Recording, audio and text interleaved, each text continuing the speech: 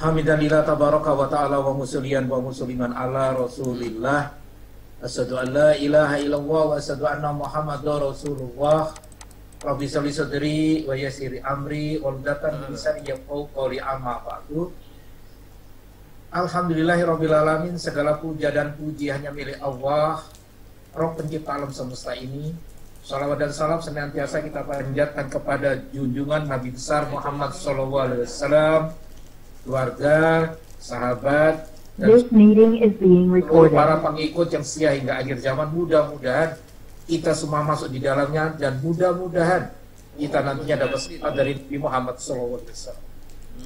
Sebelum saya lanjutkan, Ustadz Maskur sebagai host, tolong nanti begitu ada yang datang langsung di mute saja, bukan apa-apa, biar interaksinya enak, kecuali nanti kalau sudah di dialog. Alhamdulillah, orang mau ini makan manis sila.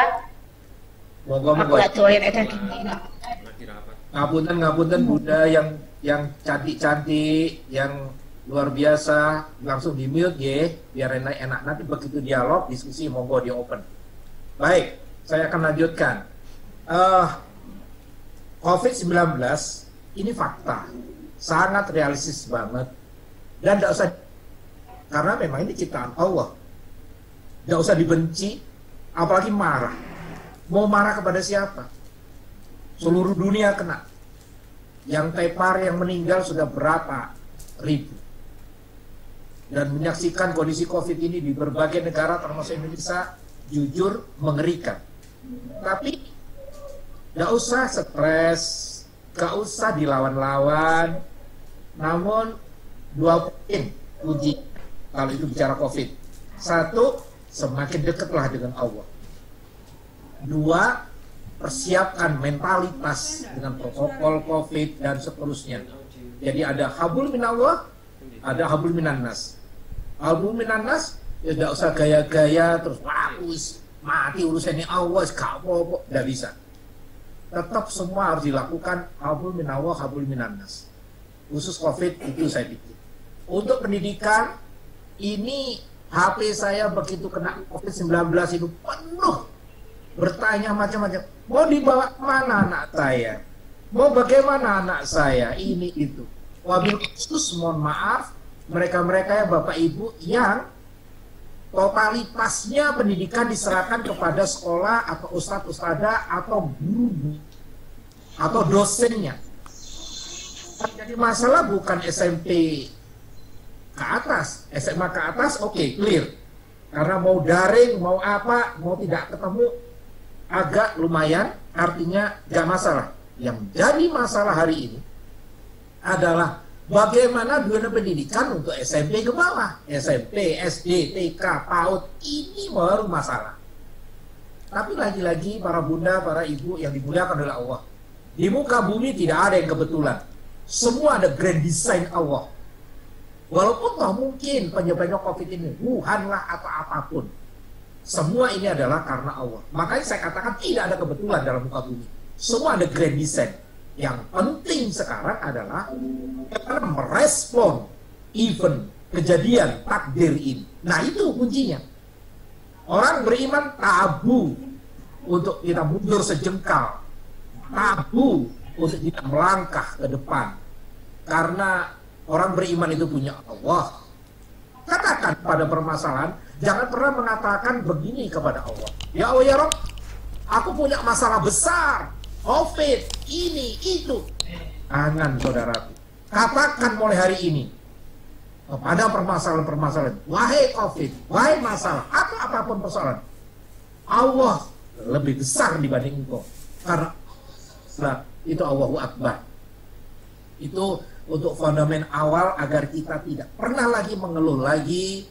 Jangan mengeluh, walaupun maaf, ada mungkin yang hadir ini, maaf, suaminya kena PHK, istrinya kena PHK, gara-gara ini, itu, dan sebagainya, termasuk COVID. Jangan pernah mengeluh. Yang kena COVID juga begitu, sudah ya Bapak, tawakal Allah. Kita ini nggak punya apa-apa. Yang punya adalah Allah. Inna lillahi wa inna ilaihi raji'un. Semua datang dari Allah, kembalikan pada Allah. Selesai sudah. Enak aja Pak Jubri ngomong, anakku meninggal, suamiku meninggal, istriku meninggal kena COVID. Ya, saya paham. Tapi apapun alasannya, bu COVID, bu apa, semuanya akan meninggal, saudaraku. Nah, kembali pada tatanan pendidikan di masa COVID, apa yang harus dilakukan? Maka tidak bisa tidak, kita harus ingat bagaimana Sayyidina Ali bin Abi Thalib pernah mengatakan demikian, para bunda dan bapak, ustadz-ustadzah, para guru yang dicintai oleh Allah. Yang hadir pada siang hari ini tidak saja para ustadz-ustadzah dari golongan dari komunitas Persada atau di lingkungan Persada, tapi jujur saya mengundang semua yang saya bina, para guru, keluarga Sakinah, sejenak pagi, insya Allah saya undang. Mudah-mudahan cukup. Baik, kita akan lihat bagaimana Sayyidina Ali bin Abi Thalib pernah mengatakan, didilah anakmu sesuai zamannya. Sungguh mereka akan menghadapi masa yang berbeda dari masamu. Saudaraku dimuliakan oleh Allah. Hari ini kita menghadapi masa ada COVID. Yang 3 tahun lalu, jangankan 3 tahun, 6 bulan lalu, jangankan 6 bulan, 3 bulan lalu kita nggak ngerti ada COVID. Tapi ada adanya. Mau tidak mau, dunia pendidikan harus berubah. Anak-anak harus dirubah. Stylenya, treatmentnya, ininya harus berubah. Dunia bisnis berubah. Offline menjadi online. Apalagi dunia rapat yang dulu ada konsumsi kotaan yang saya katakan mubazirnya banyak, sekarang nggak ada lagi. Namun sesuai dengan zamannya. Mohon maaf, sebelum ada diskusi, tolong di rem dulu. Nanti akan ada waktunya membuat diskusi. Sekali lagi, mohon maaf agar nanti diskusinya kena. Nanti akan ada tatanan diskusi. Matur nuwun. Saya lanjutkan. Sayyidina berkata, didilah anakmu sesuai dengan zamannya. Ada masa yang berbeda dari masamu. Saya tambahkan sisi lain, anakmu bukan milikmu, anakmu adalah ada di dimensinya. Anakmu bukan milikmu, tapi anakmu adalah amanah dari Allah. Nah, ini harus dipadukan antara amanah dari Allah dan ada di dimensinya, zamannya. Hari ini, mau tidak mau, kita sudah ada yang namanya zaman COVID. Yang jadi persoalan tadi saya ingatkan, yang saya ingatkan tadi, SMA, mungkin nggak ada masalah,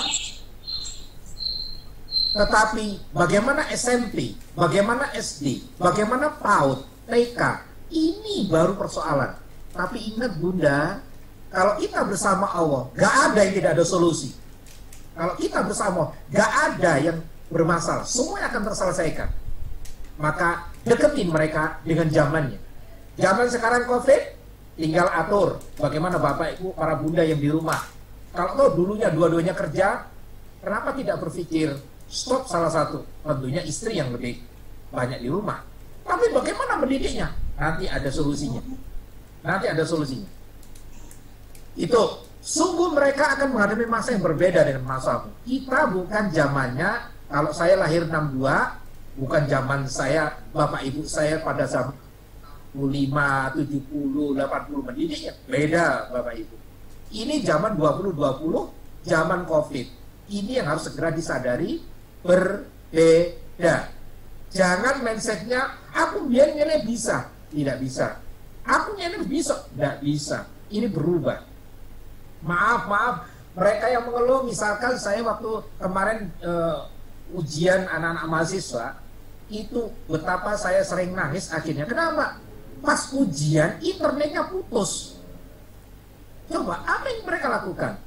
Ternyata di Papua, para bunda, para bapak kita ini enak, di Jawa ini ya Rob. Di Papua itu seminggu cuma 2 kali ada kesempatan internet. Itu pun saat ada kesempatan, belum tentu full bisa sekian jam. Akhirnya saya lacak, loh ini kemana mahasiswa saya kok nggak ikut ujian? Baru 2 hari mereka WA, baru 2 hari mereka telepon sambil nangis-nangis, mohon maaf ini kondisinya ini. Sebagai guru, sebagai dosen, sebagai pendidik, apa bisa kita ngomong, wis karo, pokoknya gak iso internet, ya wis gak lulus, nggak bisa. Di sini ada wisdom, di sini ada bijak. Bagaimana kita berbijak? Oke, kita kembali pada Sayyidina Ali. Didilah anakmu sesuai zamannya, zaman COVID, maka polanya pola online. polanya bagaimana ini, soal nanti ada berapa persen harus online, itu monggo nanti kita lihat lagi. Bapak Ibu yang dimulakan oleh Allah, pendidikan seperti menyiapkan landasan pacu, lebih panjang dan lebih besar, lebih lebar dibanding pesawatnya. Pesawat itu anggap itu anak didik kita. Menyiapkan anak didik, disitulah peranan legowo, disitulah peranan bijak, disitulah peranan lapang dada, ini itu di sini tentunya. Saya ulang sekali lagi, perhatikan, pendidikan seperti menyiapkan landasan pacu yang harus lebih panjang dan lebih lebar dibanding pesawat. Seorang pendidik, seorang guru, seorang dosen, ustadz, ustadzah, kalau saya katakan saat pendidik gitu aja sudah seperti kata, maka harus memikirkan yang lebih panjang dan lebih lebar, bagaimana cara agar pesawat ini terbang menuju impiannya. Itu yang tidak gampang. Ngocehnya, ngomongnya sangat-sangat mudah, Bunda, Bapak. Tetapi bagaimana kayak begini, ini harus disadari banyak. Pesawat mana harus turun, bagaimana harus landas. Siapkan lebih panjang, siapkan lebih lebar. Berikutnya lagi, perhatikan gambar kiri dan gambar kanan para bunda, para bapak, ustadz, ustadzah, para pendidik, semua yang dimuliakan oleh Allah. Paling kiri, setiap makhluk punya keunikan dan kebaikan untuk ditawarkan ke dunia. Keunikan dan kebaikan itu belum tampak ketika baru dilahirkan. Itulah anak-anak kita, itulah anak didik kita. Saat mereka masih di PAUD, di TK, di SD, bisa jadi warnanya masih sama. Belum tahu bagaimana itu. Disitulah proses menuju ke kanan, keunikan dan kebaikan akan muncul dan berkembang setelah melalui proses pemenangan, perjuangan, pendewasaan yang pantang menyerah di dunia pendidikan. Itulah jenengan sebagai pendidik. Mengeja langkah, menggodok, menyiapkan dengan lapang dada semuanya itu agar anak didik bisa lepas landas setelah mereka dewasa. Makanya tadi saya katakan, ini yang tidak gampang. Jenengan-jenengan yang bergerak di SMP, SD, TK, PAUD. Bagaimana nanti merubah yang tadinya bermacam-macam yang tidak ada warna dengan segala semua karakternya betul dengan warna-warna itu. Temukan dan kembangkan keunikan dan kebaikan siswa. Itulah anak didik kita dengan apa? Belajar dari ikan kiri menjadi kanan. Education cannot wait. Sebagai mesin pencetak generasi, para bunda, para bapak yang dimulakan oleh Allah, pendidikan tidak boleh terputus dalam keadaan apapun. So, COVID tidak bisa dikatakan itu menjadi berhenti pendidikannya. Gak ada alasan karena COVID, gak ada alasan karena tidak ada internet, gak ada alasan karena tidak punya data, gak ada alasan gak punya HP, laptop, atau apapun, terus pendidikan berhenti. Gak ada alasan. Persoalannya tadi saya katakan, event, kejadian, takdir sudah terjadi. Yang masih harus diperdebatkan bagaimana merespon kejadian menjadi outcome, hasil yang positif. Itu baru tugas kita yang lebih mulia lagi. Kalau bahasa Rasulullah, bagaimana kita hidup ini agar bermanfaat. Itu Rasulullah SAW.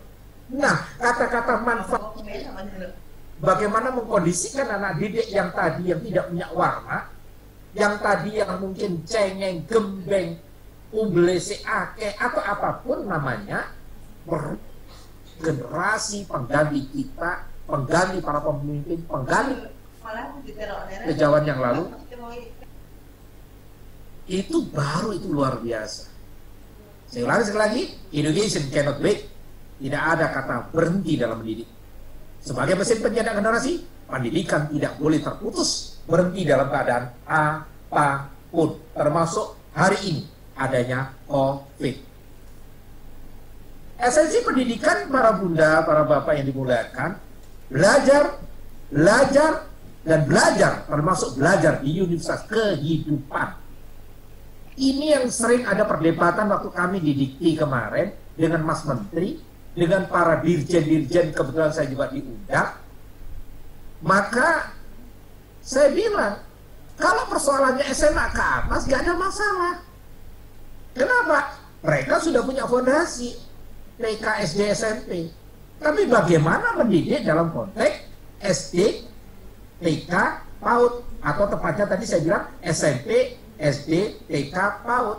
Karena itu butuh yang namanya uswatun hasanah. Butuh adanya tos dalam arti akhlakul karimah. Itulah universitas kehidupan. Sehingga kalau memang dari keputusan pusat itu gak jelas, atau libur, atau pokoknya work from home, misal, saya menyarankan seluruh lembaga pendidikan, baik di Persada, lingkungan Persada, ataupun sekarang yang hadir ini bisa jadi di luar Persada, tolong pikirkan bagaimana bisa ketemu dengan schedule yang jelas untuk mereka yang SD, TK, PAUD. Walaupun nggak bisa untuk mereka terus nol, tidak ketemu. Yang lebih menarik, sudah banyak ini para bapak, para ibu, nggak perlu saya sebut sekolah di mana, khususnya di Islam, mahal bayarnya. Bagaimana ini Pak Jufri? Tolong saya bicara pencerahan. Sekolahnya udah mahal, nggak ada pertemuan sama sekali, SPP-nya tetap ini, tetap ini. Apa ini yang terjadi? Wow, nggak ada lagi ya. Makanya saya mengingatkan, ayo butuh komunikasi. Kan datang muni ngomong, insya Allah ada solusi. Jangan meneng-menengan. Kita cari bersama, khususnya SMP, SD, TK. Kita cari solusi bagaimana agar anak-anak didik itu bisa belajar di kehidupan. Tidak sekedar penghabisan kurikulum. Kenapa? Karena saat ini berubah total. Makanya target yang ada sebelum COVID, anggap itu 100 dalam konteks kurikulum. Saran saya, diskusi masing-masing pendidikan, lembaga dan sebagainya harus merubah target minimum yang menjadi luar biasa. Harus ada konsep bagaimana target minimum dengan masa yang berbeda kayak gini. Silakan ada komunikasi, silakan berjamaah, harus ada tim TEAM, together everyone achieve more. Harus ada tim yang kuat. Bagaimana LPI, lembaga pendidikan Islam ini, jangan sampai ada kesan misalkan bayar mahal tapi kalau pertemuan ini itu, anak didik di rumah kakek game, kakek laptop, kakek HP, bapak ibunya sudah, ya bapaknya sibuk uangnya, bisnisnya, cari uang, apalagi yang kena PHK, belum dalik. Bagaimana ibu yang tidak ada persiapan sebagai dunia pendidikan di rumah? Nah, di sini, ayo saya mengajak para bunda, para bapak, para ustadz-ustadzah, pendidik-pendidik yang luar biasa ini, ciptakan belajar, termasuk universitas kehidupan. Saya tahu ini gak gampang, tapi bukan berarti gak bisa. Kalau itu tim, saya yakin bisa. Ada komunitas guru, ada komunitas wali murid, wali santri. Ayo kita duduk bersama, kita cari solusi bersama. Insya Allah. Kalau kita lihat dari UNESCO, learn to know, learn to do, learn to be, learn to live together, and learn how to learn. Maksudnya, the way how to learn dapat berubah dan beragam. Kultur, sustan, teknologi, dan zamannya. Bapak Ibu yang dimuliakan, kendaraan dapat berubah. Muatan harus tetap terjaga. Maksudnya, kita ini di dalam kendaraan, sebagai pendidik kita sopirnya, yang diangkut itu adalah anak didik kita.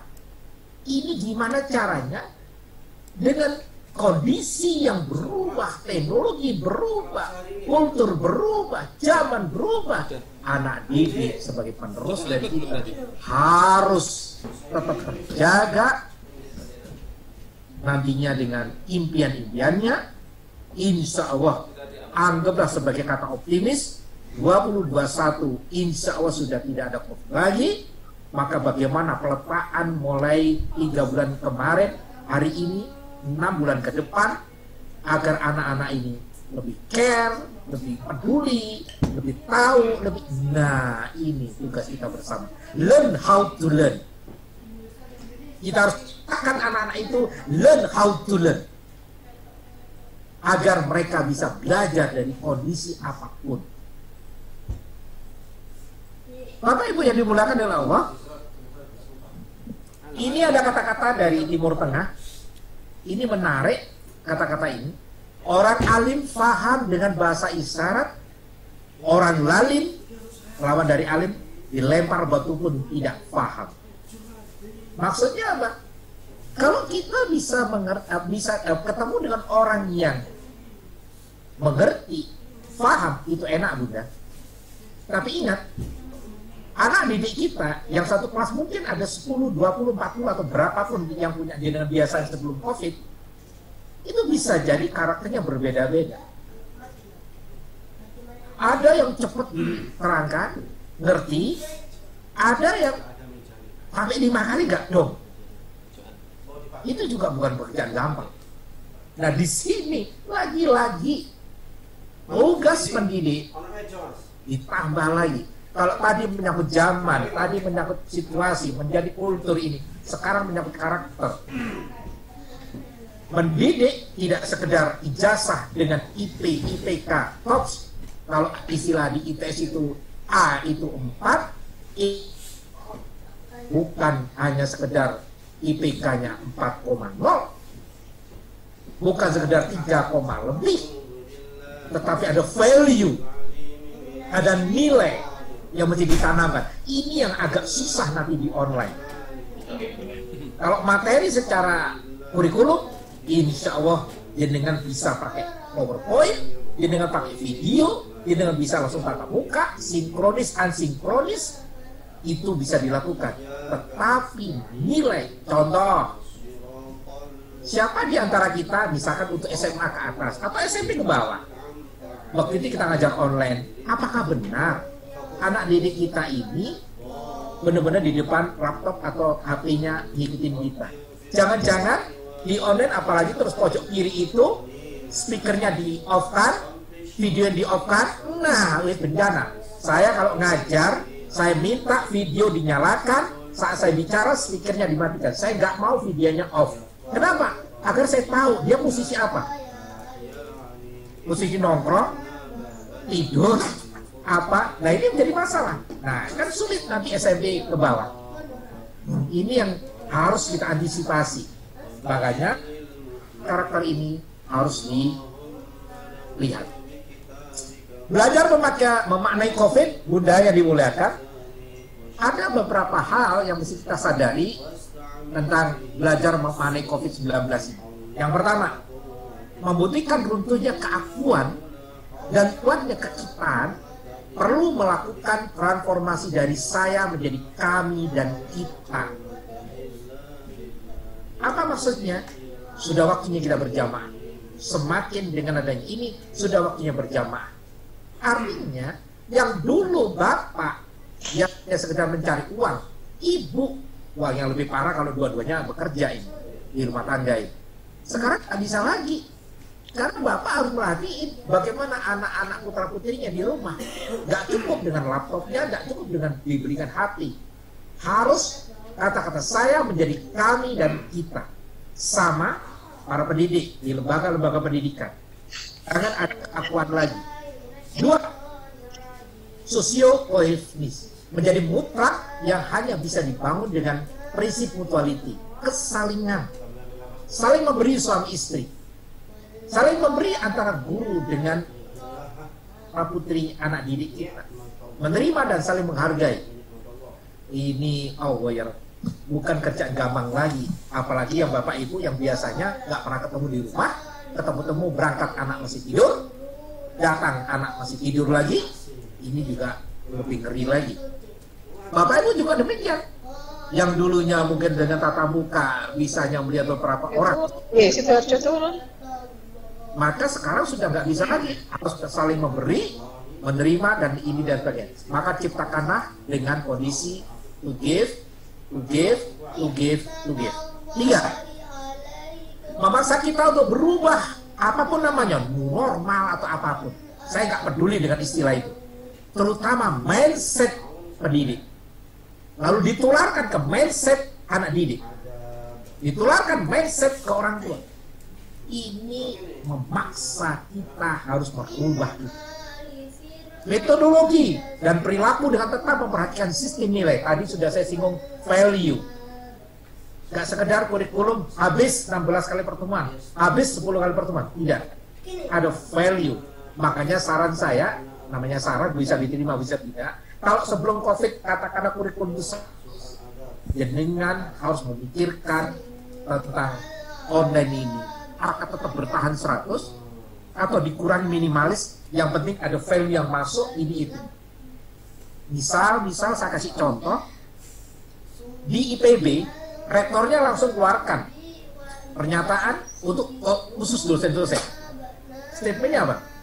Karena pandemi COVID-19, maka mulai semester genap kemarin, nilai sudah tidak boleh di bawah B.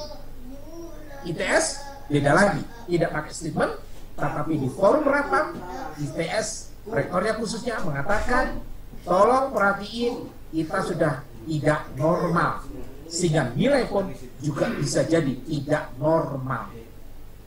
Di sini yang saya katakan perlu adanya wisdom, kebijakan pola pikir, sehingga mindset harus dirubah, metodologi dirubah, perilaku tetap memperhatikan sistem nilai. Dan nggak perlu kita ngomong ke anak didik, karena ini COVID, anak-anakku nggak bisa belajar, gak apa-apa nilai sampai ini tetap B kok A. Bukan begitu. Bukan begitu. 4. Darutahid, pendidikan harus tetap menjadikan kita sebagai pencetak generasi mungkin enabler untuk menghantarkan kejayaan Indonesia 24 harus optimis bahwa kita ini badai pasti berlalu bersama Allah. Maka siap anak-anak didik itu dengan berbagai cara apapun agar mereka benar-benar seperti pesawat, lapangkan dada kita, lapangkan, jauhkan ini itu, sehingga anak didik insya Allah akan siap. Itu belajar memaknai COVID. Masa-masa krisis, para bunda, para bapak yang dimulakan oleh Allah, coba perhatiin. Dulu ada gambar seperti ini, ada kelas, ada kursi, ada papan, ada LCD, bla bla bla bla. Hari ini sudah hilang semua. Lossless in learning menyebabkan drop out rate, learning poverty, studying learning, inequality.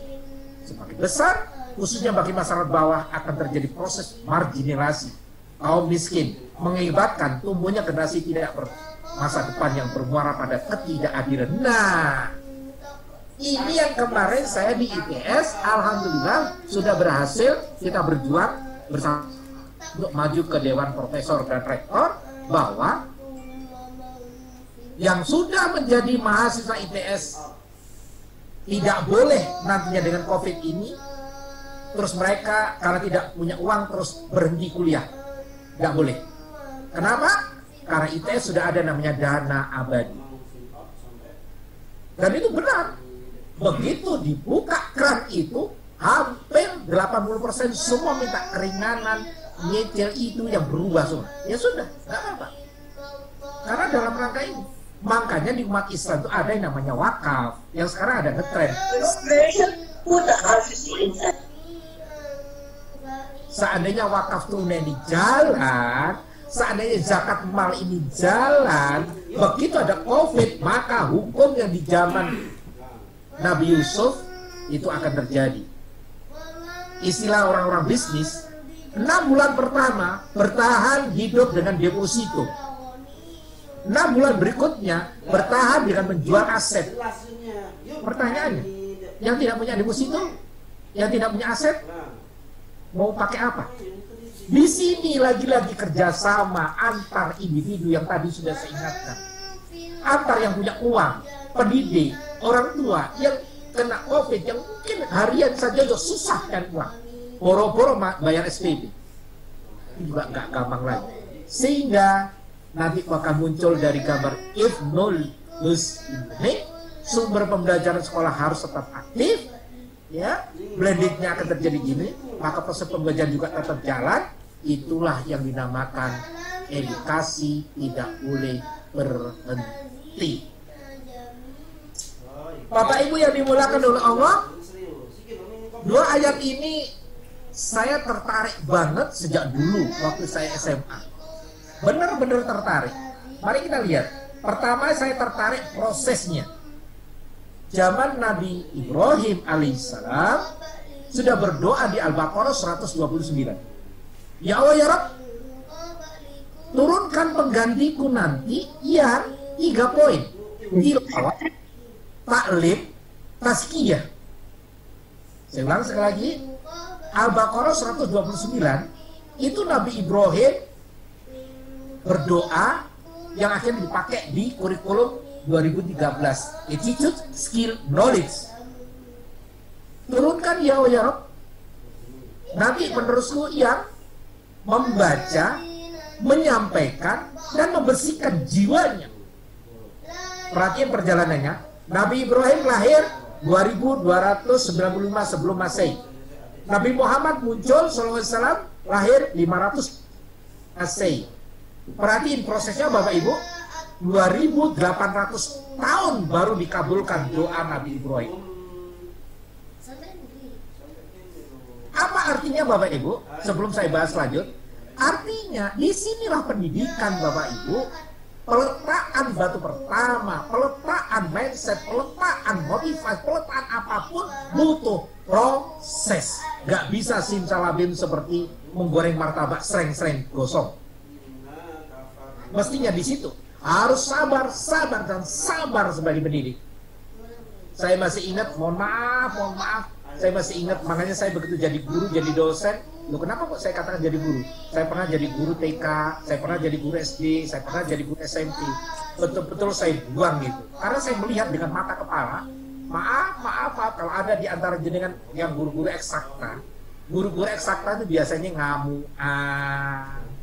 ngamuan, apalagi yang namanya guru matematik, fisika, itu waduh, itu saya masih ingat waktu zaman SD itu diantem ya Allah, gak bisa diantem penghapus, di ya Allah, niatnya baik tapi salah cara mengtreatmentnya.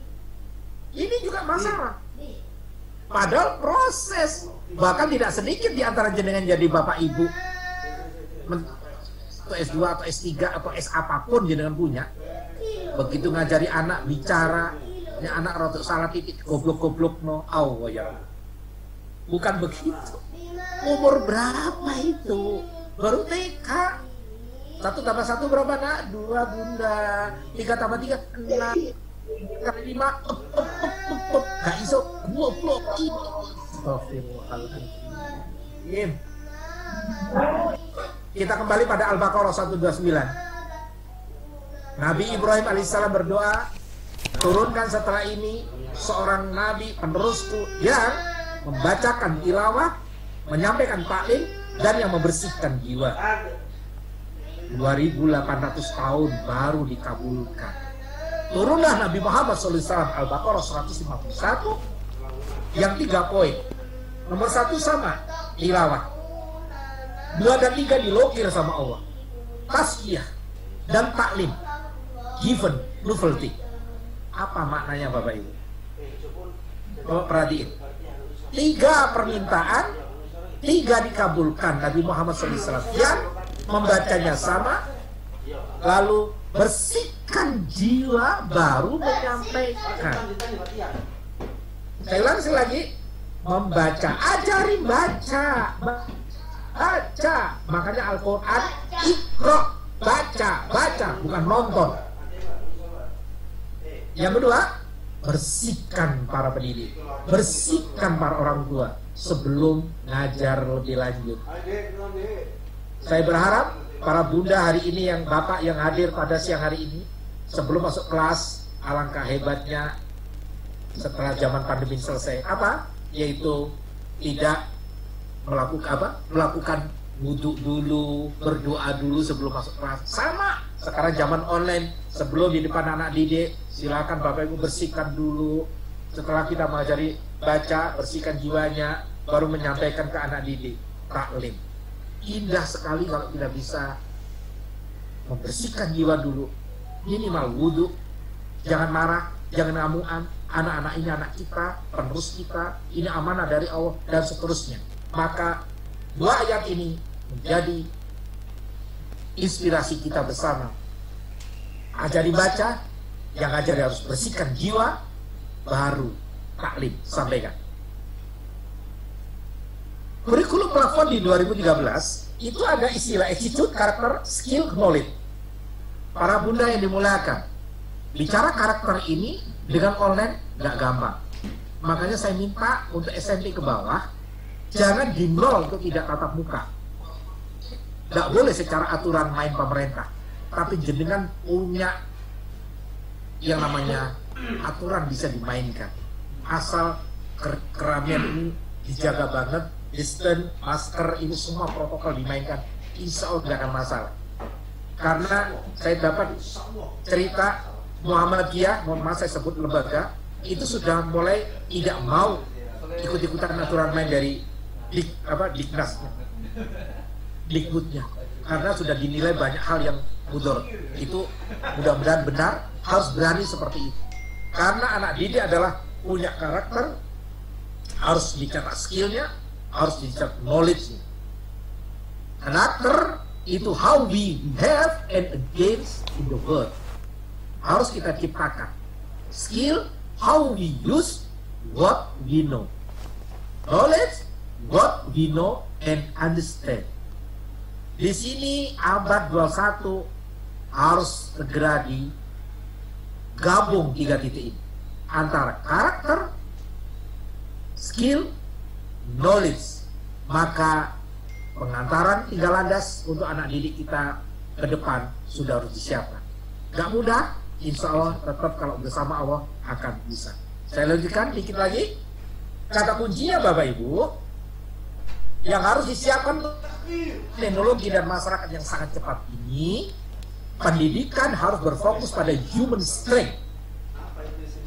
Pada era Google, kita tidak terlalu perlu untuk menghafal segala sesuatu. Komputer jauh lebih baik cara menghafalnya, kecuali Al-Quran. Hafid harus. Yang saya maksud ini di luar Al-Quran. Oleh karena itu kita harus lebih memfokuskan pada human skill. Apa itu? Bagaimana anak-anak kita punya komunikasi yang bagus, punya kepemimpinan, leadership, punya endurance, curiosity, kepenasarannya, ingin tahunya tinggi, comprehension and reading skill. Nah ini yang harus di-move terus. Makanya Bapak Ibu, saya ngajar di ITS itu sejak 86. Saya ngajar TK itu sejak 81. 82 sudah masuk saya ngajar SD. Ngajar SMP juga iya. SMA saya semester kelima ngajar SMA dengan 40 jam per minggu matematika. 86 saya masuk jadi PNS, itu udah ngajar 2 kampus, dan SMA-nya sudah saya kurang di mahasiswa. Maknanya apa? Saya mudah-mudahan bisa ditiru. Setiap saya ngajar matematika, maka 5 menit sampai 10 menit di awal, di tengah atau di akhir mesti saya cerita tentang bagaimana skill-skill yang ada itu. Saya selalu bilang sama mereka, matematik itu mudah, fisika itu mudah, mata pelajaran itu mudah semua. Tapi bagaimana kalian berani tampil di depan, bagaimana kalian bisa ngomong, bagaimana kalian menjadi leader, bagaimana itu adalah butuh power sangat kuat dari dirimu. Maka saya selalu mengatakan sama mahasiswa, nah ini yang susah untuk SMP ke bawah. Kalau mahasiswa kan sudah mulai tahu, sehingga gampang saya ngomong gitu. Saya bilang ke mahasiswa waktu itu, bahkan sampai hari ini, saya ulangi sekali lagi, saat saya ngajar matematika atau aktuaria hari ini atau statistika, 5-10 menit terserah saya mau di depan, di tengah atau di akhir sebelum saya keluar, mesti saya sisipkan tentang cerita menuju kepada human skill. Ini harus segera kita lakukan. Kenapa? Karena itu nantinya yang akan sering dipakai. Saya bilang ke anak-anak, kalian departemen apapun, mau arsitek, mau perkapalan, mau matematika, mau apapun, ujung-ujungnya nanti saat kerja. Rumah makan siang. Dibalik kurikulum saat kuliah atau pendidikan itu anggaplah 80-20. Lah kok 80 itu kurikulum, 20 itu skill. Tapi mohon maaf para bunda, para bapak yang digunakan oleh Allah. Begitu mereka sudah lepas dari dunia pendidikan S1 minimal, itu sudah dibalik di dunia nyata. Human skillnya justru 80%, kurikulumnya mungkin cuma 20%. Kalau jenengan tanya saya belajar matematika sejak SD sampai S3, itu 80% kurikulum. Begitu saya hidup, matematika saya cuma dipakai berapa persen? Gak lebih dari 20%, Bapak. Kecuali saat ngajar, diperlukan memang. Karena ngajar operator matematika. Tapi dunia bisnis saya, dunia marketing saya, dunia saya jadi HRD, dunia saya jadi saya tentang manajer total quality control, dan itu hampir tidak. Baik, saya lanjutkan. Nah, kita tambah satu poin sebelum nanti diskusi. 3 serata ekosistem kemuliaan dalam keabadian yang segera harus kita mulai. Satu, anak soleh yang mendoakan sudah sewajarnya. Orang tua semuanya berdoa seperti bagaimana Nabi Ibrahim berdoa, Robbi habli minas sholihin, Robbi habli minas sholihin. Sudah sepantasnya, dan memang begitu. Tapi seringkali pula doa ini tidak dibarengi dengan atribut di bawahnya. Bagaimana menjadi uswatun hasanah? Orang tua, khusus bapak-bapak, hati-hati. Ku anfusakum wal gunar. Jaga dirimu, istri, anak-anakmu, jangan sampai masuk neraka. Gak gampang jadi gampang. Ekosistem 3 titik ini, kalau pakai bahasa saya, maka ada tingkat puncaknya, top skor paling atas anak yang soleha. Di bawah ternyata kontribusi bawah ini tidak bisa dibuat jemeng-jemeng. Apa itu? Shadaqah jariyah. Sebenarnya ini dalam konteks surat apa? Al-Asr. An-Nasr yang bawah untuk mengatakan bahwa kita meninggal itu ada 3 yang tetap tinggal saat kita meninggal. Adanya putra soleha, adanya amal jariyah, adanya ilmu yang bermanfaat. Ini tekankan terus kepada anak-anak kita, sehingga begitu anak-anak kita jadi apapun gak medit, gak kikir. Karena surat Al-Imran 134 itu ciri-ciri takwa adalah loman, tahan marah, dan harus memaafkan. Wakaf tunai, saya ngebayang zakat mal di Indonesia kalau itu benar-benar dilakukan oleh seluruh umat Islam, itu ratusan triliun, Bapak. Gak pusing dengan adanya COVID ini. Artinya ada PHK ini, keluarkan itu dari hasil bisnisnya. Modal awalnya zakat malnya utuh, bisa berkembang karena bisnisnya yang pas. Maka laba-laba itu bisa dipakai untuk beasiswa. Laba-laba itu bisa untuk mensupport anak-anak kita soleh-soleha dengan hafid Al-Quran ini, itu, dan seterusnya. Itulah peranan shadaqah. Shadaqah ini dahsyat.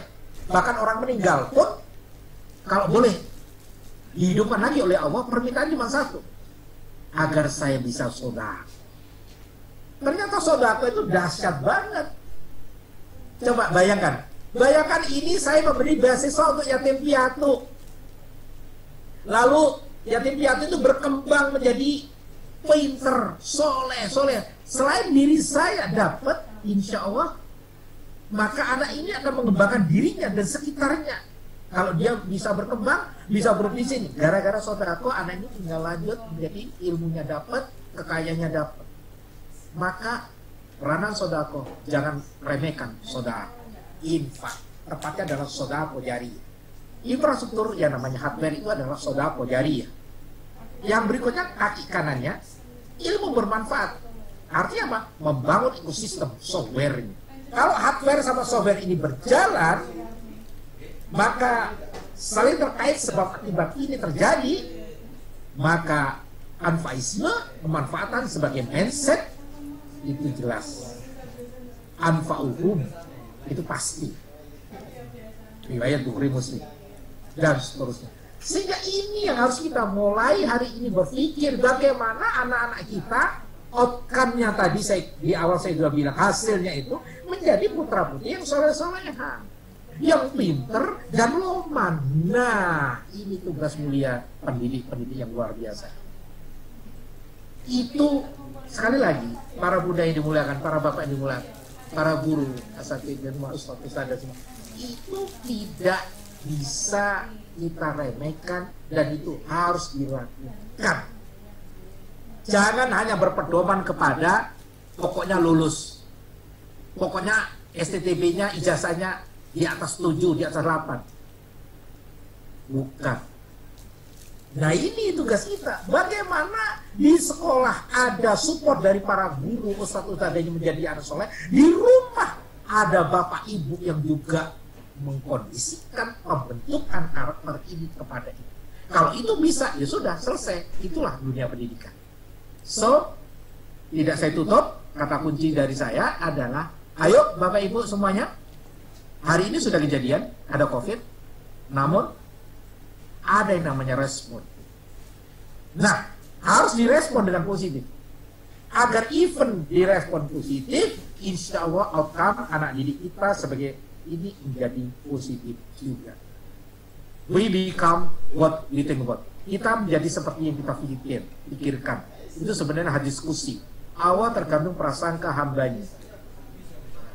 Ayo Bapak Ibu semuanya tetap semangat, tetap jaga kesehatan.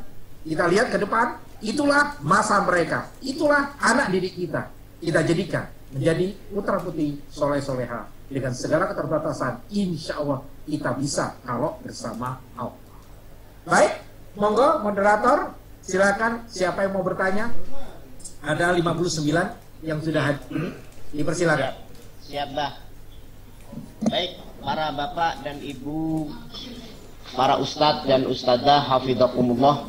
Alhamdulillah kita sudah mendengarkan berbagai uraian yang sangat berbobot ya, dari Dr. Suhar Jupri, dan mudah-mudahan apa yang beliau sampaikan di awal terkait dengan penyikapan kita terhadap COVID ini, COVID-19, yang mana sebagaimana beliau sampaikan ini sudah takdir, namun apakah kita harus berpangku tangan? Pendidikan harus tetap jalan, harus tetap berlaku, meskipun dengan target mungkin yang agak berkurang dari biasanya, dan berbagai lembaga pendidikan melakukan itu. Dan ini menunjukkan bahwa ternyata benar yang disampaikan oleh Ali bin Abi Thalib, bahwa kita diminta oleh beliau, didiklah anakmu sesuai dengan zamannya. Dan sekarang ini zaman online dan pertemuan secara langsung ini ditiadakan, maka anak-anak kita harus kita didik, dan kita sendiri juga mampu melakukan hal-hal ini untuk melakukan atau memberlangsungkan pendidikan ini. Baik, itu mungkin secara sekilas, dan banyak hal lagi yang lain. Kami langsung memberikan kesempatan kepada para seluruh peserta. Ini insya Allah kita dalam flyer kita selesai sampai jam 14.30. Artinya masih ada 60 menit ke depan untuk kita berdiskusi. Baik, untuk termen pertama ini kami buka 3 penanya untuk bertanya pada kesempatan ini. Saya unmute all ya. Monggo panjenengan. Monggo. Waalaikumsalam Ustaz. Waalaikumsalam. Sebutkan nama, dari mana, boleh, monggo. Terima kasih kesempatan pertama dari Tuban, Asrofi dari Tuban, Ustaz. Oh, barakallah. Monggo, lanjut. Alhamdulillah. Menarik sekali tadi Ustaz Jupri yang memaparkan terkait dengan bagaimana mendidik di masa pandemi ini. yang mungkin perlu kami tanyakan berkaitan dengan kondisi hari ini dari pemerintah belum membolehkan, belum mengizinkan untuk melakukan tatap muka. Nah, respon dari orang tua itu berbagai macam, ada yang setuju, ada yang tidak setuju. Ya, mungkin pertanyaannya, bagaimana untuk kemudian nanti yang tidak setuju ini, semisal kami dari sekolah itu melakukan pembelajaran tapi tidak di sekolah tapi di tempat-tempat yang sudah kami gunakan ataupun kami tentukan, hingga kemudian nanti tempat ini bisa dipakai untuk berkegiatan pembelajaran. Maksudnya adalah di kondisi ini resiko yang kemudian akan yang kemudian nanti akan terjadi seperti apa kira-kira? Mungkin nanti ada gambaran dari Ustadz seperti apa agar kemudian generasi yang nantinya akan kita harapkan itu memang benar-benar generasi yang baik. Oke, baik. Oke. Biar tuntas ya. Oke. Biar tuntas enak. Yang pertama, tadi konsepnya adalah komunikasi. Datang, muni, ngomong, akan ada solusi. Maksudnya apa?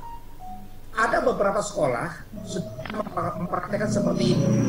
Ditawarkan kepada wali murid dengan nanti protokol ketat, siapa yang mau di schedule jadwal dalam 1 minggu. Lalu yang mau di schedule untuk tatap muka, tentunya ini beda kalau sudah ketemu beneran. Kursinya yang dulu rapat, jarak 1 meter. Benar-benar dikomunikasikan. Karena tadi sudah saya ingatkan, hati-hati, jangan pakai konsep saya. Sudah bukan waktunya. Harus kita, kami. So, ajak komunikasi yang baik. Kedua, butuh adanya tim.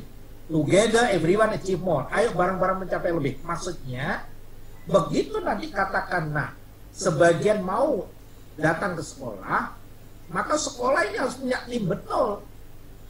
Tim kebersihan, tim ini, sehingga ini. Walaupun mungkin tidak senormal yang sebelum COVID, tapi itu sudah.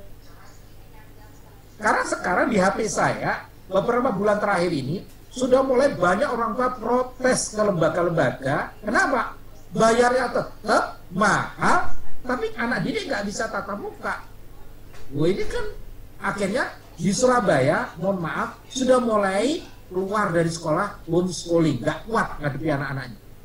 Saya katakan sudah mulai ada yang homeschooling karena merasa anaknya di rumah nggak bisa, dia memang nggak ada konsep pendidikan bapak ibu di rumah, mohon maaf, akhirnya di sekolah nggak pernah ketemu, cuman online. Itu yang saya katakan berat untuk SMP ke bawah. Makanya saya katakan kita duduk dengan yayasan, kita duduk lembaga ini, kita duduk, orang tua juga gitu, diberitahu kira-kira kalau dari semua ini siapa yang mau ketemu. Loh, bagaimana dengan pemerintah yang punya aturan begini-begini? Sudahlah, saran saya itu sih peraturan oleh pemerintah, itu juga dibuat oleh manusia. Kita ingin anak-anak kita gak lost time, gak lost apapun. Itu yang harus dipikirkan. Saya ulangi sekali lagi, yang berat SMP ke bawah. Mobil khusus SD, TK.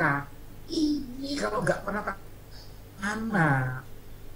Nah makanya butuh ngobrol dengan enak, ini disiasati bagaimana sehingga tidak kelihatan bagaimana dengan schedule yang ketat, jamnya berapa ini. Saya kok masih yakin itu masih bisa disiasati.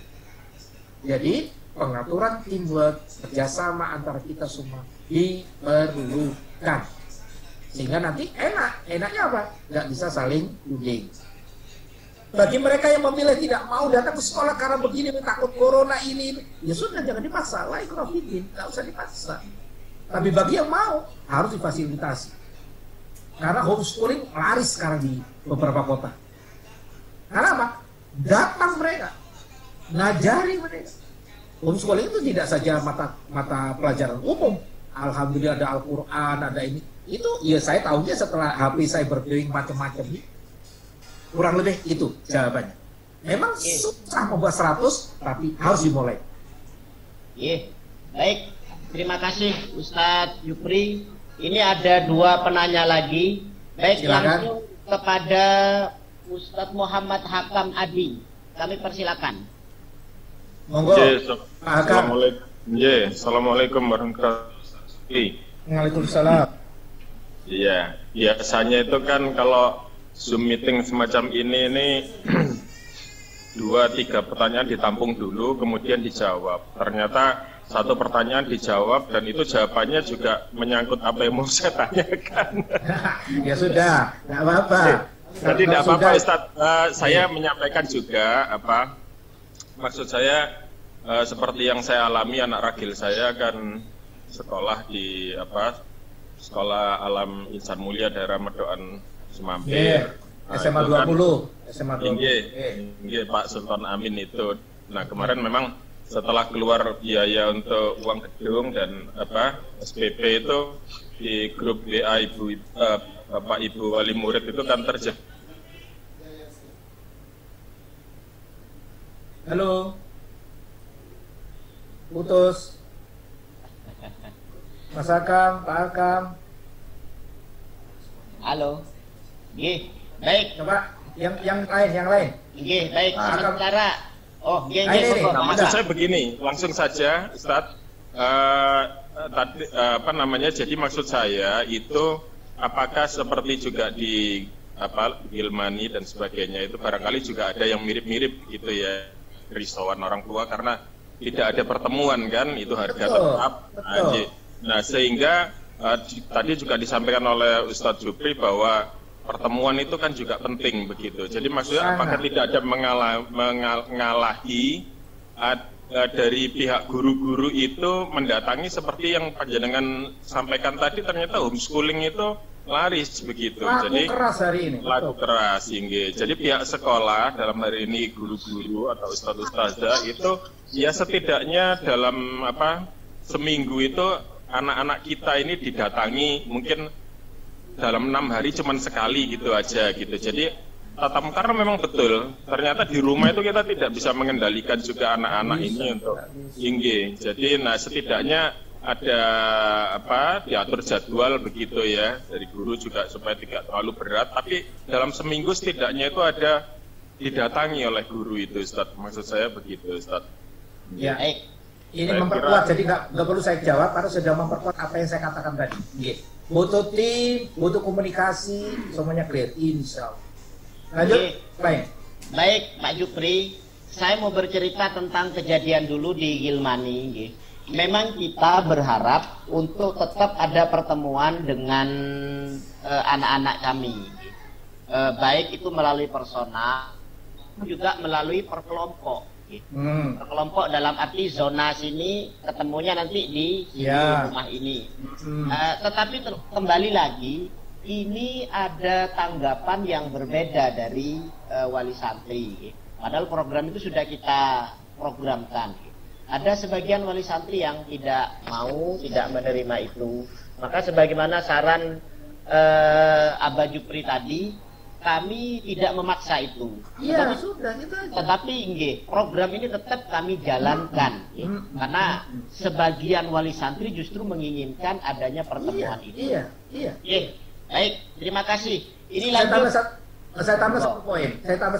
Artinya begini, Bapak Ibu yang dimuliakan oleh Allah, sebagai orang tua atau sebagai pendidik, butuh keterbukaan. Sudah bukan zamannya saya, sudah waktunya kita, kami.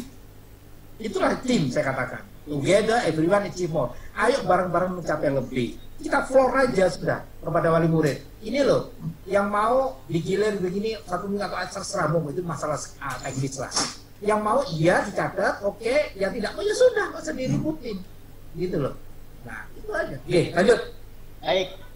Ini lanjut ke Pak Roni, Mas Aroni. Fadhal, Mas. Monggo, wah Bapak psikologi kita ini. Masya Allah. Lanjut.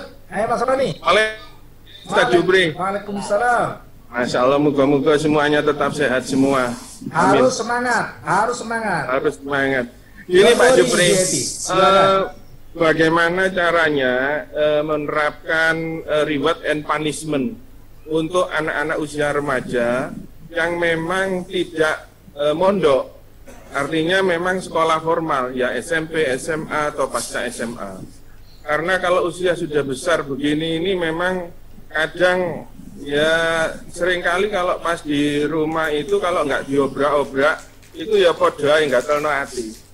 Nah ini bagaimana kita sudah mengajak, artinya konteksnya bahasanya itu bukan aku dan kamu tapi kita, kami. Yes, maka Ya kan? Jadi harus selain dicontohi juga diajak, juga dikondisikan semua. Tapi tetap kadang itu motivasi untuk istilahnya motivasi internal itu masih belum muncul.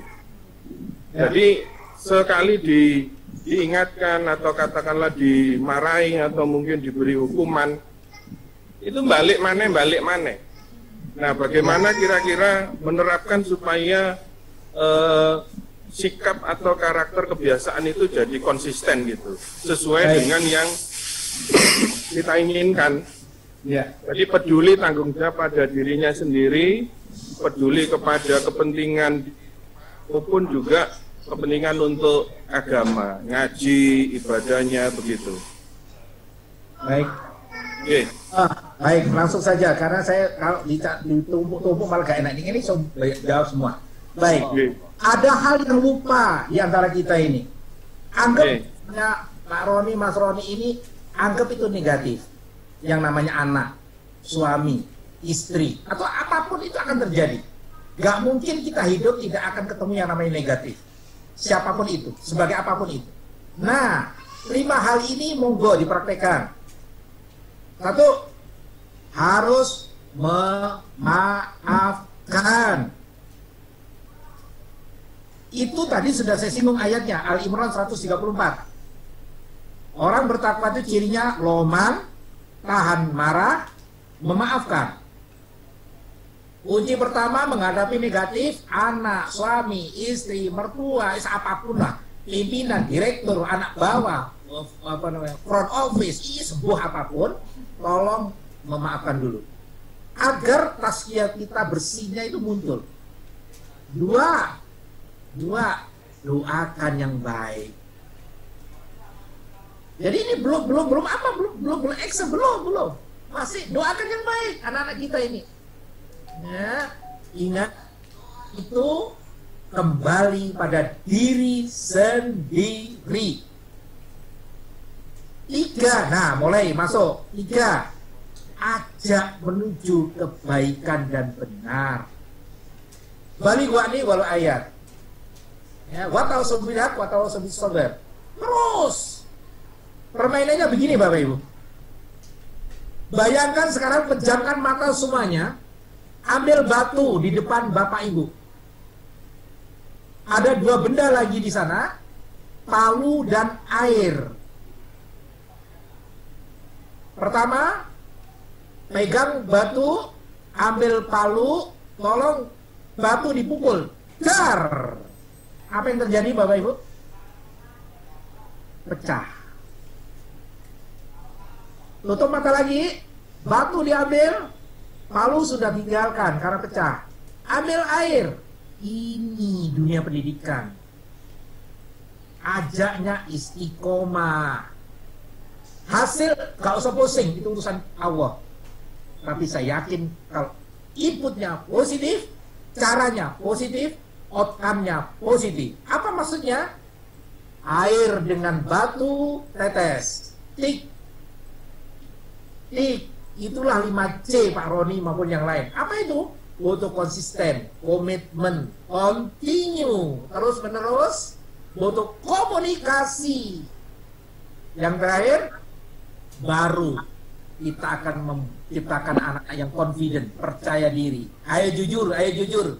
Bapak Ibu sebagai pendidik atau sebagai orang tua, begitu anak salah, biasanya kita ngomong apa? Misal, terima rapot, maaf, buka rapot, kita ada nilainya 40. Tapi rasanya untuk tahun-tahun sekarang nggak ada ya. Misal. Begitu rapot dibuka ada nilai 40. Mohon maaf, kira-kira apa yang terjadi pada Bapak Ibu? Yang banyak, kalau bapaknya yang ngambil, mesti ngomongnya di depan anaknya sama di depan istrinya, ngomongnya begini, banyak goblok Pak ibumu. Atau dibalik. Begitu yang ambil rapot itu ibunya, ada nilai jelek, Di depan anak dan suaminya, ibunya ngomong sama, bagian kan goblok kayak bapakmu, kayak bapakmu. Itu yang terjadi hari ini. Tidak proses pembelajaran, tidak proses pengajaran yang harus terus continue, konsisten, komitmen ini sampai anak percaya diri. Sukanya kita marah dulu. Bukan dengan cara marah. Nomor 4, menghadapi orang negatif, lebih berat lagi nomor 4 ini. Uswatun hasanah. Tidak sedikit di antara kita, nak sholat, bapaknya nonton Persebaya. Nah, ngaji, ibu Korea. Ilmu Korea maksud saya. Nah, si guyu-guyu kata iyo. Artinya apa? Pembentukan karakter itu butuh contoh, butuh prototipe. Itulah orang tua. Yang terakhir, ini yang sering dilupakan. Kalau kita sudah memaafkan, sudah mendoakan, sudah mengajak yang baik dan benar, memberi contoh yang baik dan benar, ingat Bapak Ibu, para guru, ustadz-ustadzah semuanya yang kami cintai, yang dimuliakan oleh Allah. Nomor 5, tawakal Allah. Surat At-Talaq 65 ayat 3. Siapa yang bertawakal kepadaku, aku akan cukupkan. Di sini maknanya apa?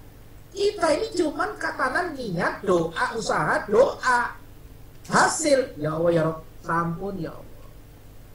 5 kali minimal sholat waktu, 5 waktu, ya Allah, sampun ya Allah. Anak saya sudah saya jadi ngaji. Saya sudah apapun ya Allah.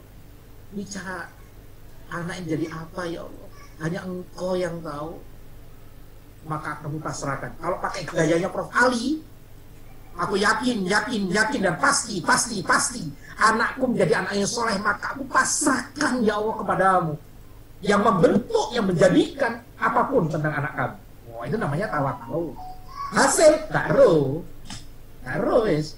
Tidak semua telur jadi ayam, kadang jadi martabak, kadang jadi terang bulan. Nggak usah dicaci maki Bapak Ibu. Emangnya sukses itu mesti matematik, fisika, kimia? Enggak. Wusu juga bisa sukses dengan jadi juara wusu 1M itu juaranya. Misal baca Al-Quran juga bisa sukses. So mindset kita juga harus dirubah. Jangan memaksa kehendak. Pokoknya aku matematik, kau butuh matematik. Aku fisika, kalian harus jadi fisika. Tidak Bapak. Anakmu bukan milikmu, anakmu bukan kamu, anakmu ada di dimensinya yang dia punya potensi sendiri. Nah itulah yang kita sering-sering memeluk kepada anak didik atau anak kita, karakternya lagi ngapain, kok merengut, tarani, merengut. Belum tentu merengut itu mesti belum makan, belum tentu merengut itu mesti belum tentu. Nah ini yang saya katakan butuh waktu. Nabi Ibrahim doa, prosesnya Nabi Muhammad butuh 2800 tahun. Maksudnya apa kalau pakai inisial itu? Butuh proses. Makanya surat Al-Imran 134 supaya kita prosesnya takwa, Roman, tahan marah, memaafkan. Kurang lebih itu Mas Roni.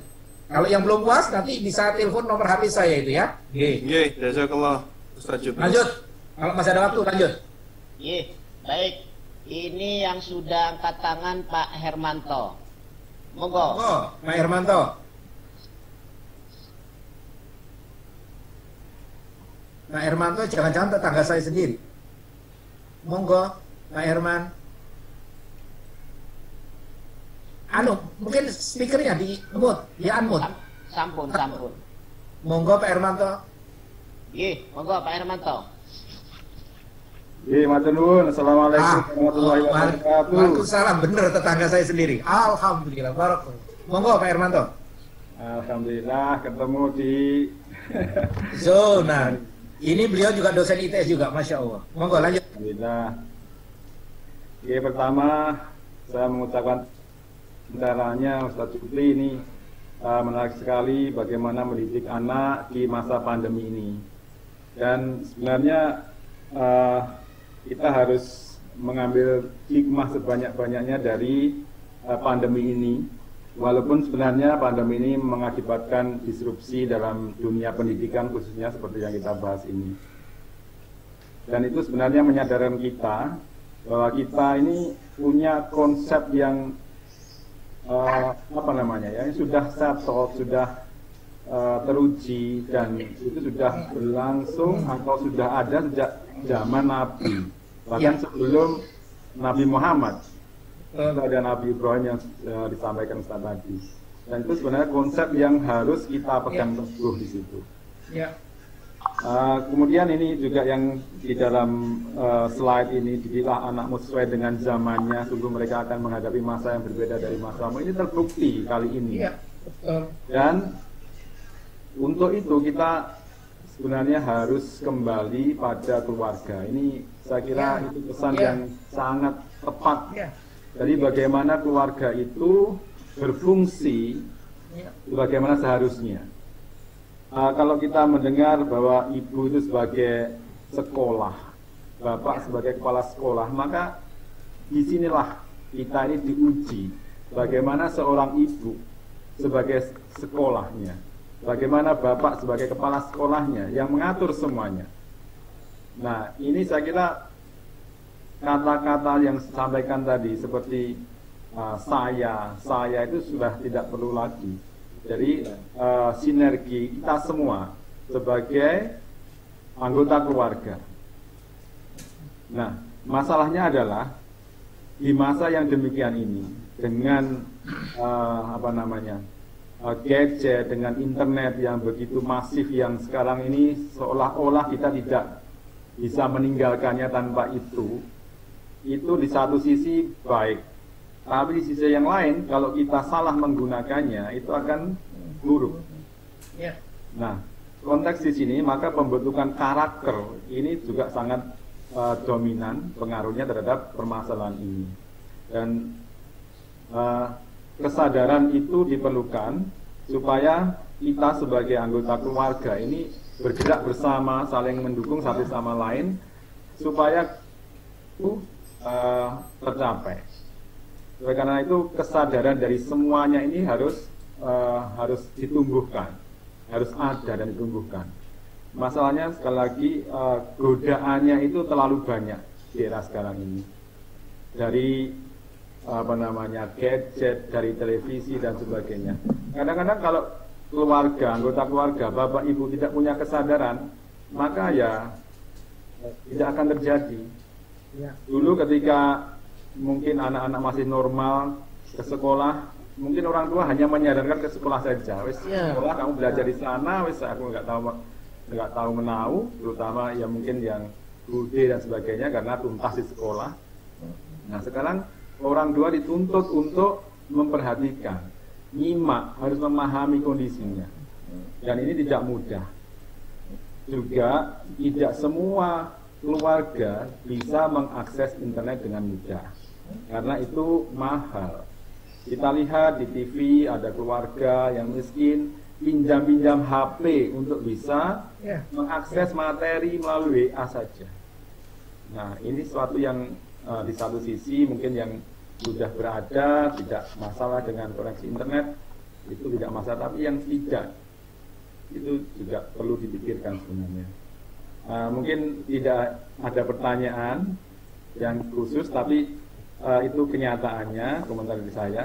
Mungkin sedikit begini, mungkin Ustadz bisa menunjukkan tipsnya bagaimana supaya sinergi di antara anggota keluarga itu bisa tercapai, begitu saja. Terima kasih. Assalamualaikum warahmatullahi wabarakatuh. Waalaikumsalam. Baik, Pak Hermanto sudah ada tambahan-tambahan. Jadi tip ini saya pakai di anak saya 4 sampai sudah menikah semua 2016 kemarin. Sekarang masuk arena dengan cucu-cucu. Artinya yang dikatakan Sayyidina Ali benar. Namun ada modifikasi dan inovasi. Nah ini modifikasi, inovasi butuh kreativitas dengan bagaimana ngajar dari pola tatap muka menjadi pola video, pola PPT, PowerPoint dan sebagainya. Khusus orang tua, beda lagi sentuhannya. Sentuhan orang tua, selain tadi 5 yang harus dilakukan, segera memaafkan, doa dan seterusnya tadi, jangan hanya berkonsep pakai palu dan batu, sekali tendang pecah, dengan konsep air dan batu, Ingat, Nabi Ibrahim berdoa tahun berapa, Nabi Muhammad SAW tahun berapa, baru muncul jawaban. Oh, berarti proses itu yang penekanannya. Keistiqomahan itu penekanannya. Sehingga saya tambah dengan 5 lagi. Khusus orang tua dengan putra putrinya, khusus jenengan yang menghadapi nanti dengan putra putri di kelas atau di online. Yaitu 5M harus tercipta. Kalau tidak, teamwork, together, everyone achieve more, gagal. Apa itu 5M? Konsep saling memahami. Memahami satu sama lain dengan job masing-masing yang jelas. Itulah saya katakan butuh komunikasi. 2, saling menyadari. Kalau kan memang ada pembagian, konteksnya adalah yang cari uang adalah suami, maka sadari, jangan lalu suami datang disuruh nyeboi, disuruh ini, bukan berarti nggak mau, bukan. Artinya ada job-job yang bagaimana pengaturan itu harus teamwork banget. Sudah bukan waktunya saya, tapi kita memahami, menyadari.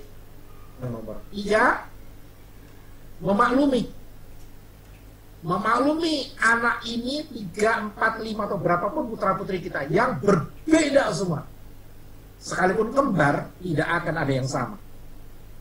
Sadari persis, yang satu mungkin cara menghafal Al-Quran seminggu iso sekian ayat, iso sekian juz. Maaf. Bisa jadi yang nomor 2, nomor 3 dan seterusnya susahnya setengah mati.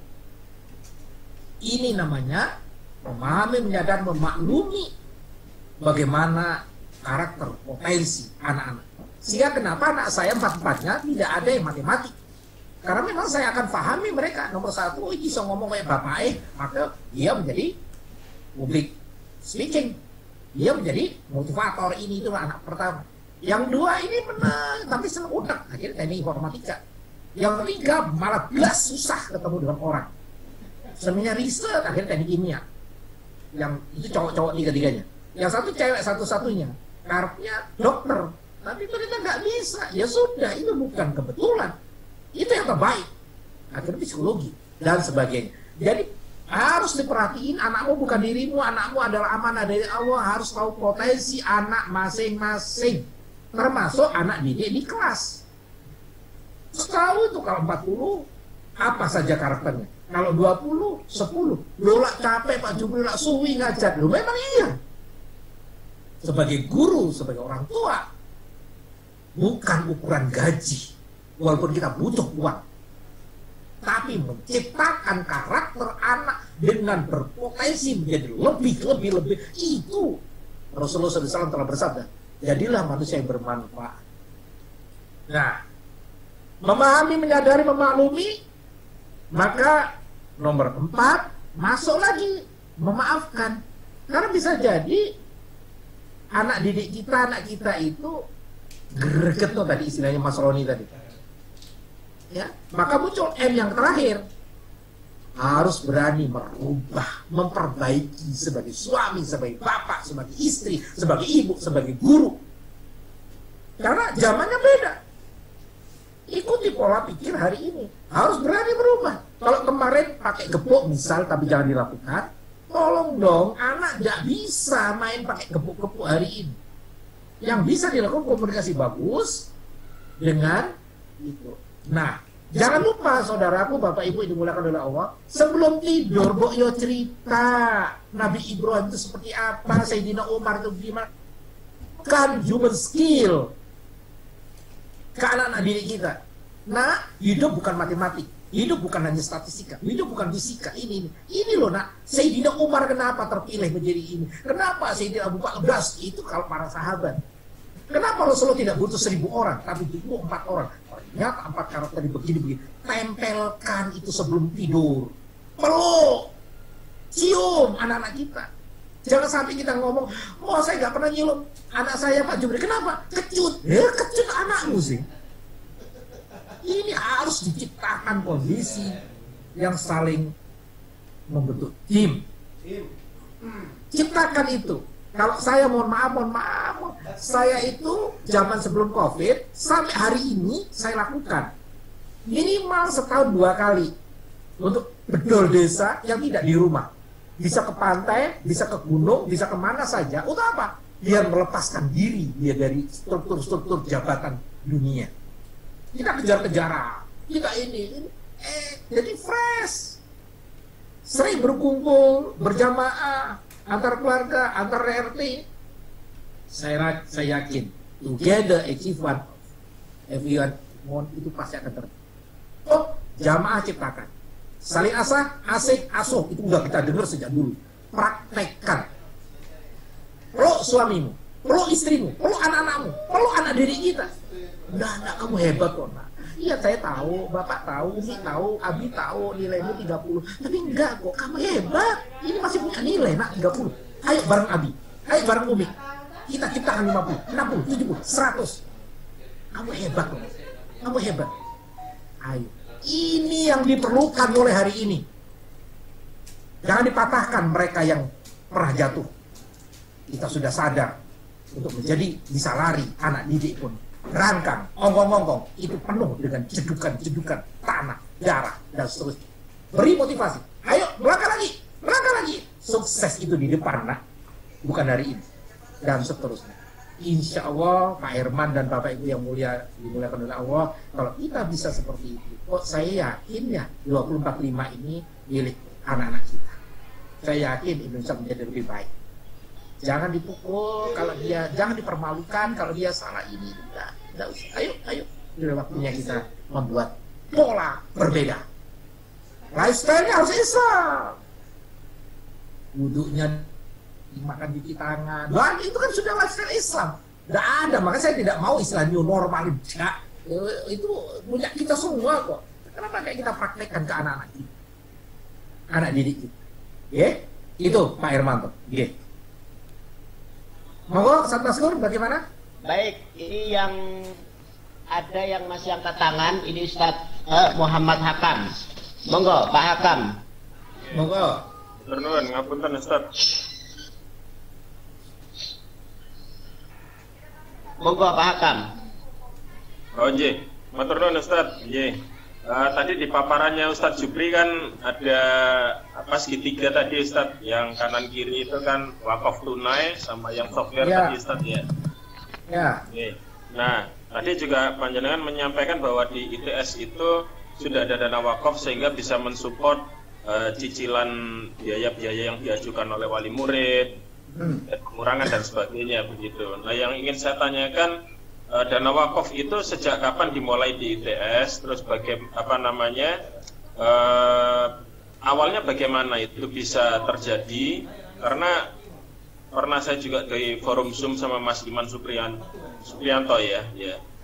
Itu Supriyono ya, datanya bahwa dari BW itu Badan Wakaf Indonesia, wakaf tanah di umat muslim di Indonesia itu 420.000 hektar.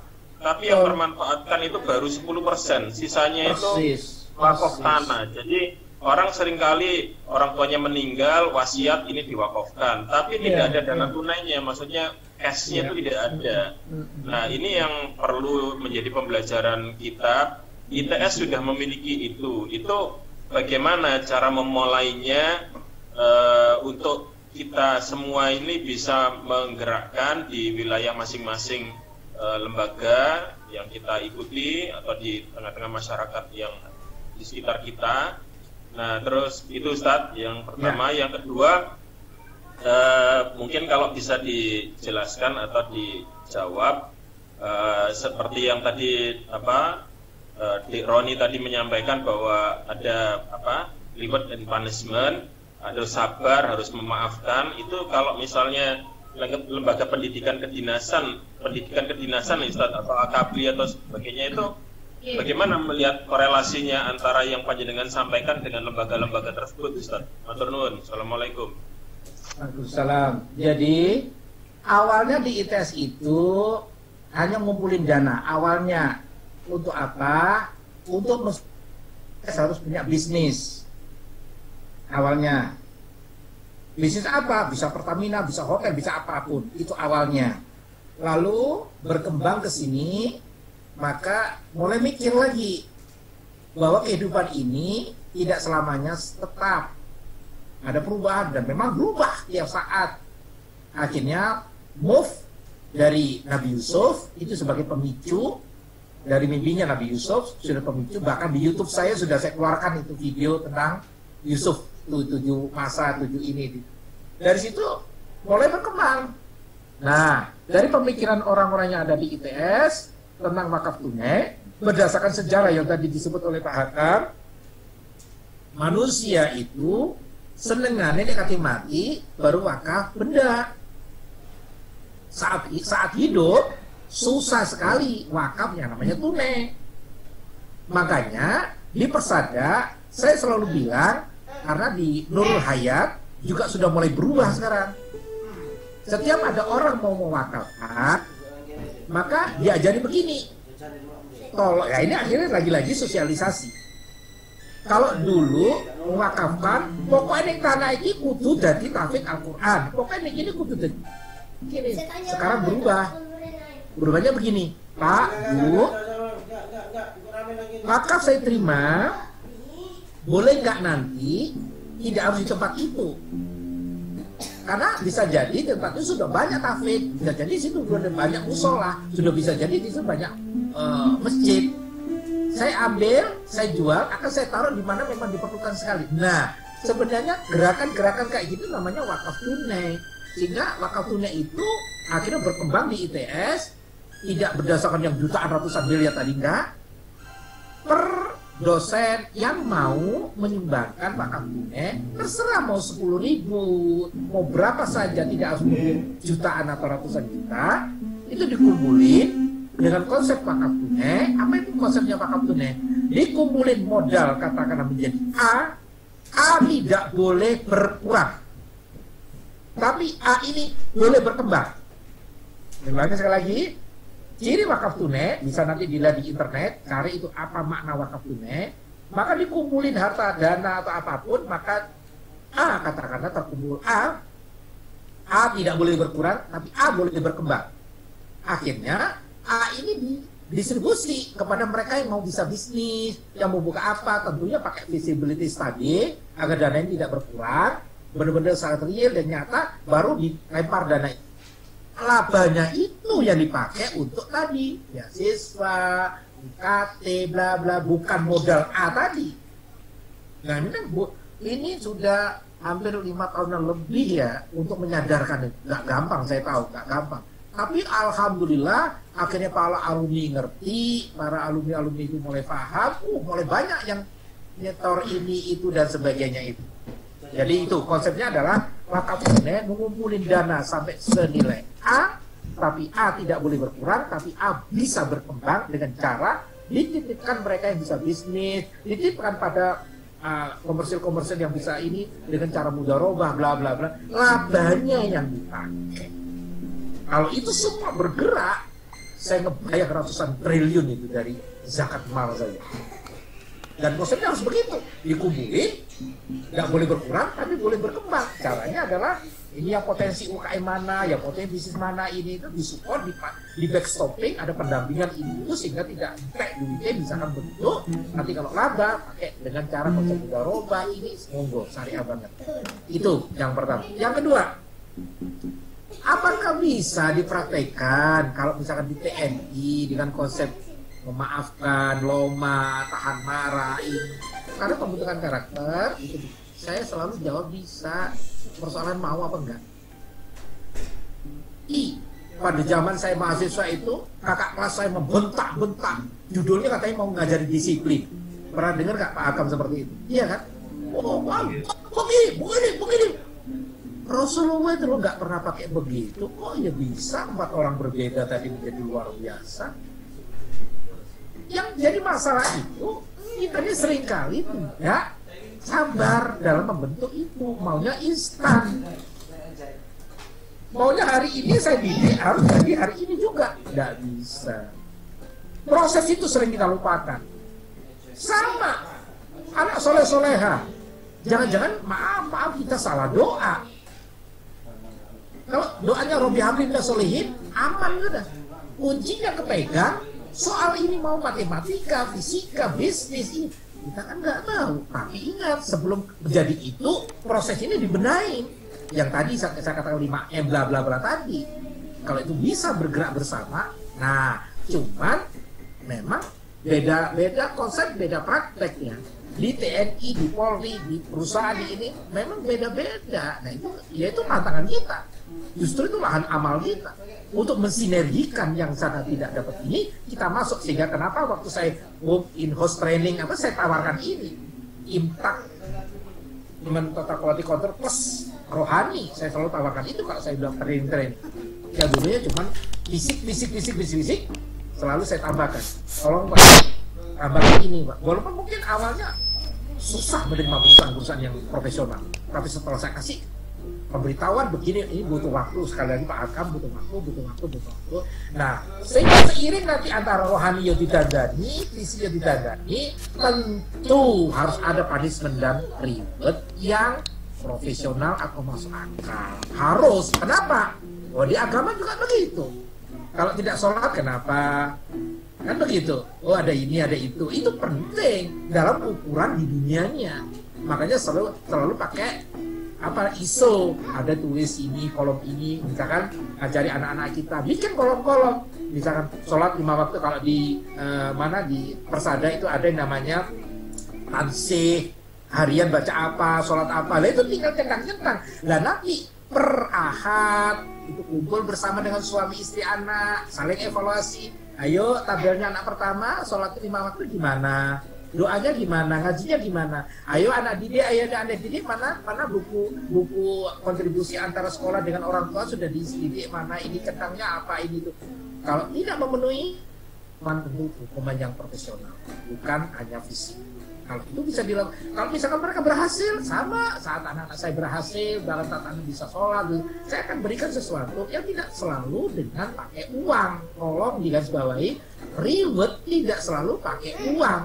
Reward seperti ini sudah luar biasa. Begitu anak bisa ngaji 1 juz, dipeluk, aduh hebat, alhamdulillah, matur nuwun, kamu menyelamatkan Abi sama Umi karena kamu bisa ngaji. Itu udah reward. Apalagi terus ada uang, ada ini, diajak tadi saya katakan bisa ke gunung, bisa ke pantai, ini kita beritahu di depan aturan mainnya.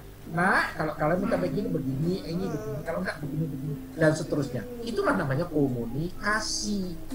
Kalau semua bisa berkomunikasi dalam rangka goal bareng-bareng, makanya ayo kita belajar dari bagaimana kita naik perahu yang kiri, pakai perahu yang dayung. Kiri ada 5 orang, kanan 5 orang. Bapak Ibu, kenapa langsung saya kasih cerita ini? Perahu pakai dayung ini 5 kiri 5 kanan. Kalau tujuannya adalah di depan, apa yang terjadi Bapak Ibu lihat? Antara kiri dan kanan sama-sama bergerak. Kalau ditarik ke belakang artinya apa? Tarik ke depan artinya apa? Bayangkan kalau itu tidak kompak menjadi tim, nggak akan pernah nyampe pada tujuan. Nah, itu yang harus di-move terus tiap hari, tiap detik. Kalau tidak bisa tiap hari, setiap mau tidur 2 hari sekali dibisikin kata-kata mutiara, kata-kata ayat, kata-kata hadis yang memotivasi mereka. Saya yakin suami akan berubah, istri juga berubah, apalagi anak kita melihat bapak ibunya yang rukun. Ini ya Rabbi Hamdillah Solihin, sakinah mawaddah warahmah, itu bukan isapan jempol. Asal bareng-bareng. Wabil khusus suaminya, bapaknya, gurunya. Insya Allah begitu tambahannya. Baik, saya pikir sudah melebihi waktunya. Yang belum puas, ini saya tunjukkan nomor HP saya.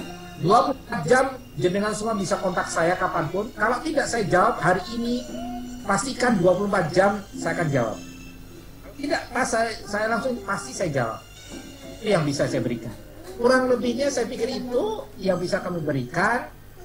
Al-Fakir masih banyak salah. Ngomong ini juga berat. Tapi karena harus wali ayat, maka saya memberanikan diri untuk berbicara ini. Bukan berarti saya enggak. Ayo bareng-bareng. Teamwork, together, everyone achieve more. Saya mengajak 50 ini. Ayo bareng-bareng. Ciptakan kondisi lebih baik. Adanya disyukuri, jangan pernah sombong. tidak adanya tetap disyukuri, ayo bersabar, ayo ikhlas, move on lagi. Bersama Allah pasti bisa, bersama Allah pasti ada solusinya. Mohon maaf, terima kasih. Ngapunten, bila taufiq wal hidayah. Wassalamualaikum warahmatullahi wabarakatuh. Waalaikumsalam warahmatullahi wabarakatuh. Jazakumullah.